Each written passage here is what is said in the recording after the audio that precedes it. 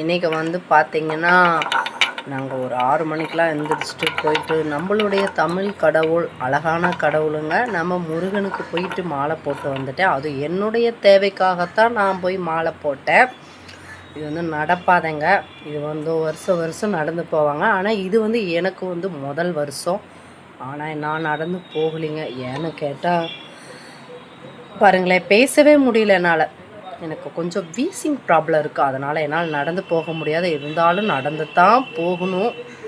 இருந்தாலும் எங்கள் வீட்டுக்காரு, நாங்கள், என் குழந்தைங்களாம் சேர்ந்து ஸ்கூட்டியில் போகிறோம். போகும்போது எங்கள் வீட்டுக்காரு கொஞ்சம் ஒரு 2-3 கிலோமீட்டர் முன்னாலேயே போக சொல்லிடுவேன். நான் நடந்து போவேன்.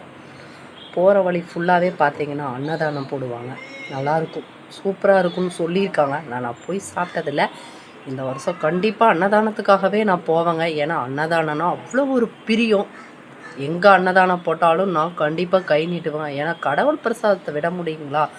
ரொம்ப பிடிக்குங்க. நான் என்றைக்குமே அதுக்காகலாம் கொஞ்சம் பண்ணிக்க மாட்டேன்.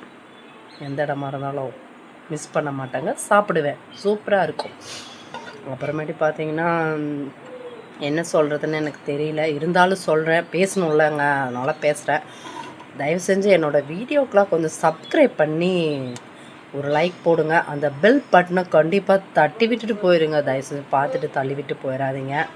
என்னடா இப்படி கேட்குறாளேன்னு பார்க்குறீங்களா? என்னங்க பண்ணுறது? நம்ம மக்களாச்சு, நீங்கள் உங்ககிட்ட கேட்காம யார்கிட்ட நம்ம கேட்கட்டும் சொல்லுங்கள். அப்புறம் என்ன சொல்கிறதுன்னு எனக்கு தெரியல. நிறையா பேசணுன்னு சொல்லி யோசித்து வச்சுருந்தேன். ஆனால் என்னால் பேச முடியலைங்க. பாய்ங்க. யார் யார் வரீங்கன்னு சொல்லுங்கள். தயவு செஞ்சு கோயிலுக்கு கமெண்ட் பண்ணுங்கள். அதை மெயினாக கேட்காம விட்டுட்டேன் பார்த்தீங்களா? சொல்லுங்கள், யார் யார் வரீங்கன்னு எனக்கு கமெண்ட் பண்ணுங்கள். அவங்களெல்லாம் மீட் பண்ண முடியுமான்னு பார்க்குறேன். பாய்.